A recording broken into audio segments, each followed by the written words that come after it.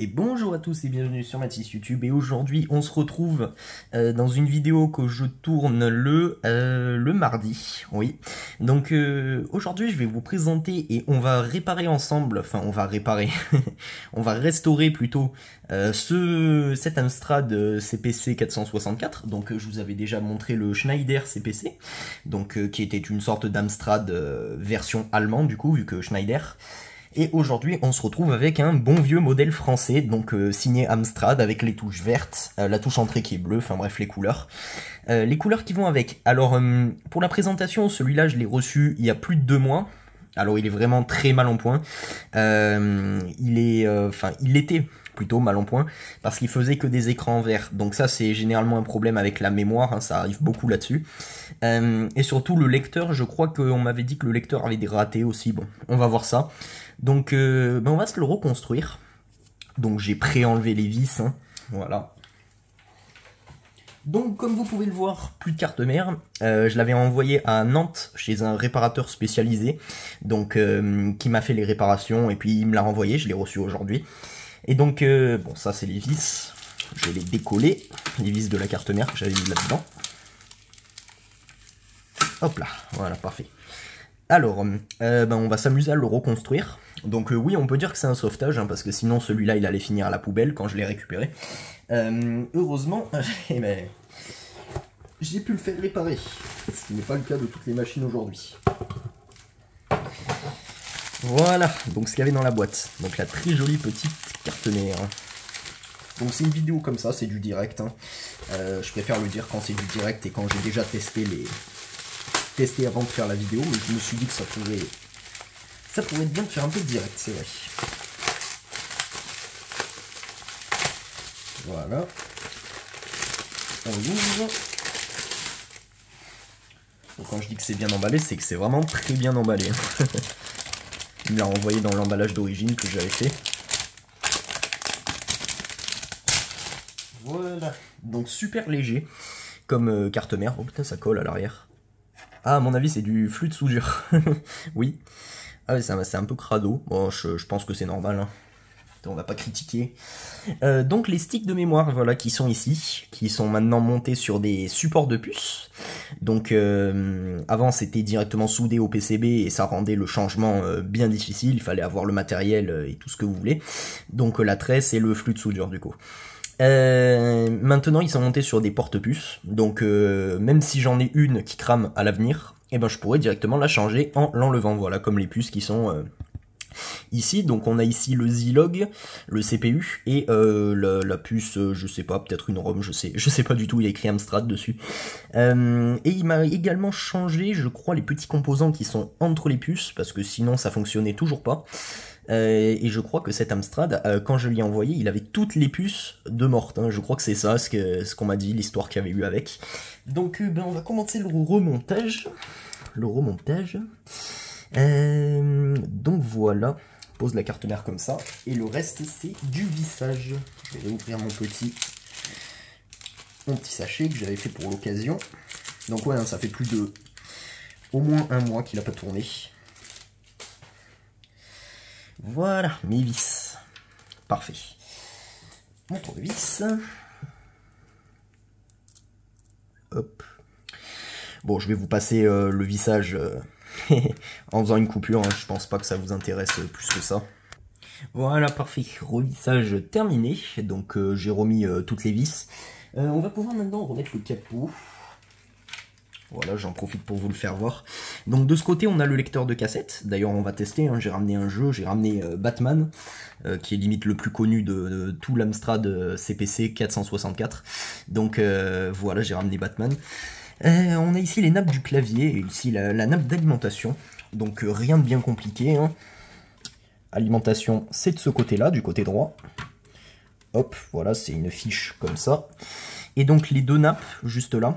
Donc il suffit de respecter l'écartement, hein. La première va à gauche. Et la deuxième, qui est un peu plus foncée, va à droite. Voilà. De toute façon, là, c'est pas trop possible de se tromper. Parfait. On va pouvoir remboîter. Donc c'est vraiment un ordinateur qui est... Enfin, un ordinateur personnel plutôt. qui est vraiment simple, hein, franchement. Donc on va pouvoir se faire le premier allumage. On va pas revisser pour l'instant si jamais on a des problèmes au niveau du lecteur de cassette. Donc le DIN et l'alimentation de l'écran. Donc oui, hein, ça fonctionne aussi sur écran Schneider, hein, vu que c'est la même chose, je le rappelle. Voilà, parfait, on est branché. On vérifie qu'on est bien éteint de ce côté-là. On allume l'écran. Hop. Et on allume la machine. Alors, est-ce que ça a fonctionné? Oui, ça fonctionne. Magnifique. Le clavier, ouais, parfait. Je vous fais voir. Voilà, bah, on est parfait. Ça fonctionne. Locomotive software. Je sais toujours pas pourquoi ça s'appelle comme ça, mais bon.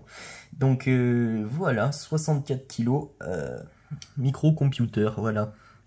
Donc maintenant, on va s'amuser à mettre un jeu. Donc, on va mettre Batman, hein, du coup. Donc on ouvre juste là, et la procédure pour ça, je ne l'avais pas fait en vidéo la dernière fois sur le Schneider. Donc on prend la petite cassette, qui sont exactement les mêmes que des cassettes de musique. On la met dans le lecteur, comme il faut si possible. Voilà, parfait. Non. C'est parfait comme ça? Oui, apparemment oui. Ensuite on va taper tout en majuscule Run, et le plus important c'est d'appuyer sur... non, pas le 3 s'il vous plaît. D'appuyer sur Shift. C'est Shift ou c'est CTRL? Je sais jamais. En fait, il faut mettre les petits guillemets pour que ça fonctionne. Le problème, c'est que je sais jamais comment ça fonctionne. Ah, voilà. Il fallait maintenir Caps Lock. Voilà, parfait. Donc, il faut qu'il y ait écrit sur votre écran Run et un petit guillemet. Voilà. Sinon, ça marche pas. On va remonter la cassette de Batman, moi c'est bon, elle est déjà remontée.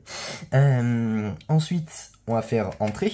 Donc on va faire Play et on va appuyer sur Entrée à nouveau. Donc est-ce que le lecteur va fonctionner? Écoutez, j'en ai vraiment pas l'impression parce que on n'a qu'une seule des bornes ici qui tourne. Oula, à mon avis, c'est vraiment pas bon ce qui est en train de se passer sur le lecteur juste là. Parce qu'on a qu'une seule des... Je sais pas comment ça s'appelle. Des plots pour la cassette là qui tournent. Je sais que les deux doivent tourner. Enfin, sur l'autre, ça tourne les deux quoi. Loading, please wait. D'accord, donc ça a changé. Alors, est-ce que ça va être bon ou est-ce que c'est en train de me défoncer ma cassette? Je ne sais pas du tout.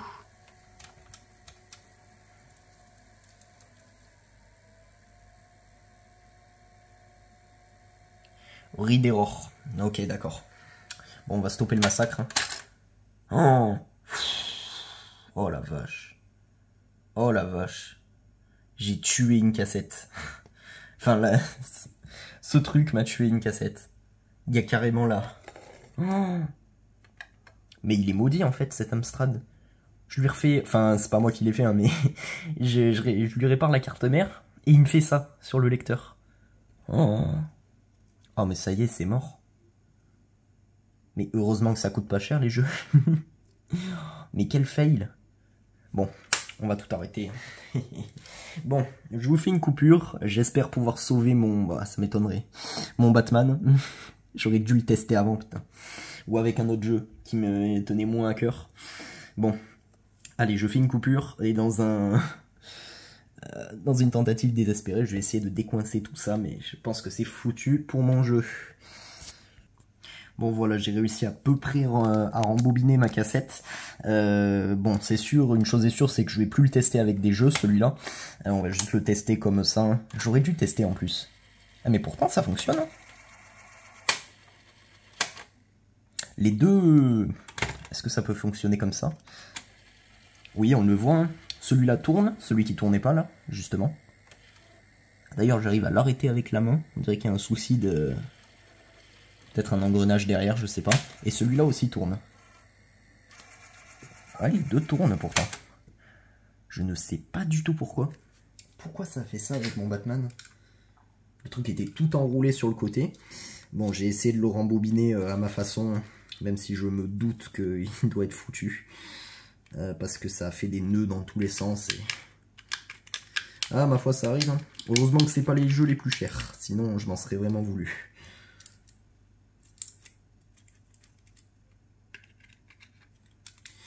Ouais, heureusement que Amstrad, c'est pas les jeux les plus chers du monde du rétro gaming.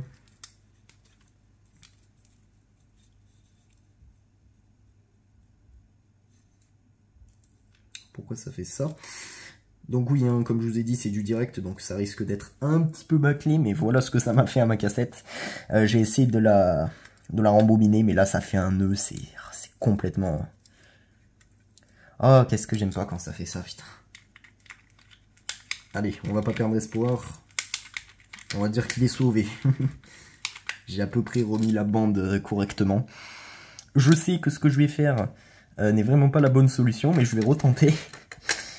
Cette fois-ci, je vais essayer de rembobiner la cassette. Pourtant, je l'ai bien mis, hein. Vous êtes témoin, c'est bien enclenché. Et tout est bien. Les 2 bobines tournent, c'est parfait.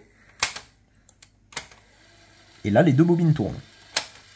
On va le remettre, on va le rembobiner à fond. Voilà, parfait. On va retaper la commande. Voilà, run. Et hop. Toc. On appuie sur play. Par contre, si ça fait la même chose, j'arrête directement. Allez. Ah, ça fait la même chose. Pourquoi celui-là ne tourne pas? Bon. Je n'en ai aucune idée. Ah, ça n'a pas trop abîmé ma bande cette fois-ci. Donc elle n'était pas coupée. Hein. J'ai réussi à bien la remettre en la dépliant correctement.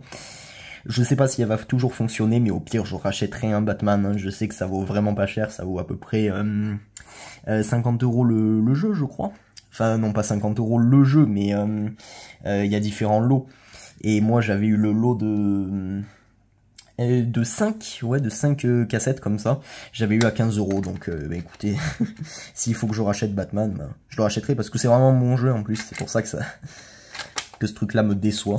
Bon, je vais encore, je vais encore essayer. Ouais, j'ai confondu 50 €, c'est pour les jeux de 6128 qui sont 10 fois plus chers à peu près. Voilà.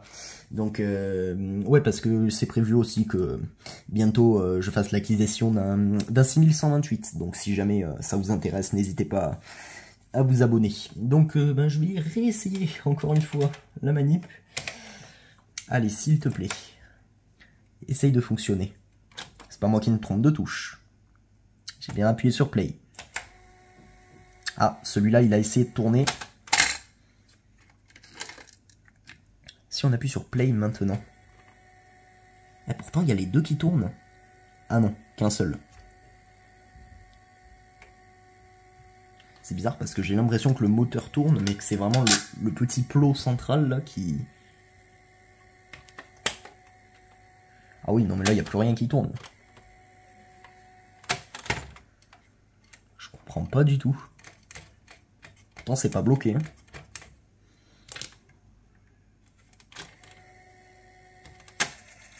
Comme ça, et comme ça tourne sans problème.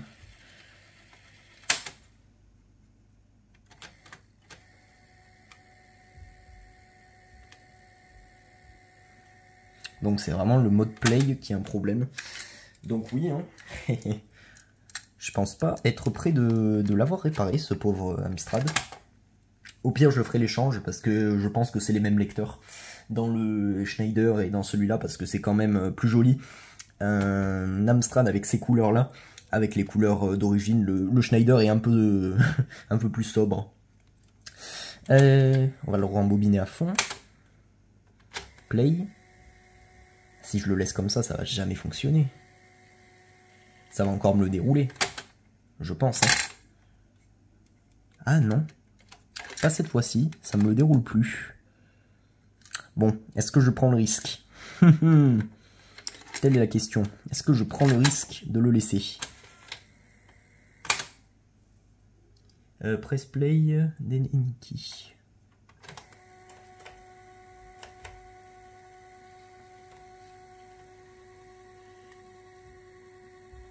Oh, ça force. On va stopper le massacre. Hein. Ah, voilà. Elle me l'a à nouveau flingué. Donc bon, j'espère que cette vidéo en direct vous aura plu. Je sais que c'est bâclé, c'est vraiment pas le type de vidéo que j'aime.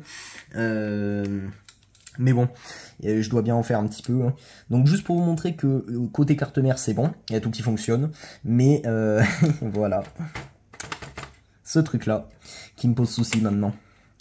Je savais en plus, hein, parce que franchement les lecteurs de cassettes c'est vraiment la pire idée. Pourquoi ne pas mettre juste un lecteur de disquette, je ne sais pas. Bah, peut-être parce qu'ils l'avaient pas encore, sur leur machine à l'époque. Mais pourquoi ne pas mettre un lecteur de disquette comme sur l'Apple II par exemple, avec les grosses disquettes d'avant. Donc ben, j'espère que la vidéo vous aura plu, je sais que c'est bordélique, mais c'est de la réparation, écoutez, réparation et présentation en même temps. Donc j'espère que la vidéo vous aura plu, je peux pas encore une fois prévoir qu'il y aura une vidéo la semaine d'après, la semaine prochaine plutôt. Donc merci d'avoir regardé, et moi je vous dis à plus.